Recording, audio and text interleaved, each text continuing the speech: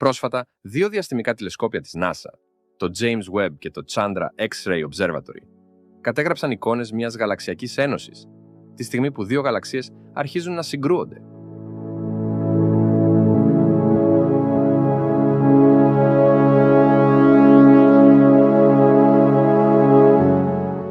Η NASA έδωσε στη δημοσιότητα μια σύνθετη εικόνα, η οποία συνδυάζει δεδομένα από το ορατό φάσμα και τις ακτίνες Χ της σύγκρουσης.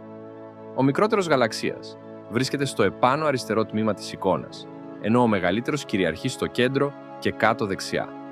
Οι μακριές, ασημογάλαζες, σπυροειδείς δομές τους είναι γεμάτες φωτεινούς κόμβους και κοιλίδες, ενδείξεις έντονης και χαοτικής αστροφυσικής δραστηριότητας. Οι δύο γαλαξίες πέρασαν πολύ κοντά, ο ένας από τον άλλον πριν από εκατομμύρια χρόνια, με τη βαρυτική τους αλληλεπίδραση να λυγίζει και να παραμορφώνει τις σπυροειδείς δομές τους. Σε βάθος δισεκατομμυρίων ετών, αναμένεται να συγχωνευτούν σε έναν ενιαίο γαλαξία. Τα δύο τηλεσκόπια που κατέγραψαν αυτή τη γαλαξιακή ένωση μελετούν το σύμπαν σε διαφορετικά μήκη κύματος. Το Webb παρατηρεί κυρίως στο υπέρυθρο φάσμα, αποκαλύπτοντας σκόνη, ψυχρό έως θερμό αέριο και περιοχές γέννησης άστρων που συχνά παραμένουν αόρατες στο ορατό φως.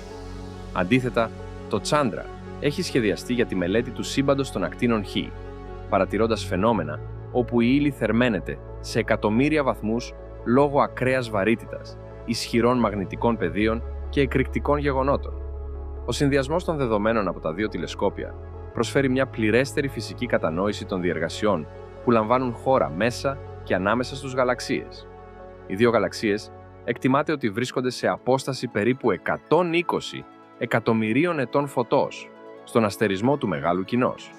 Οι συγκρούσεις και οι συγχωνεύσεις αποτελούν δύο από τους βασικότερους μηχανισμούς μέσω των οποίων οι γαλαξίες εξελίσσονται και μεταβάλλονται στο πέρασμα του κοσμικού χρόνου.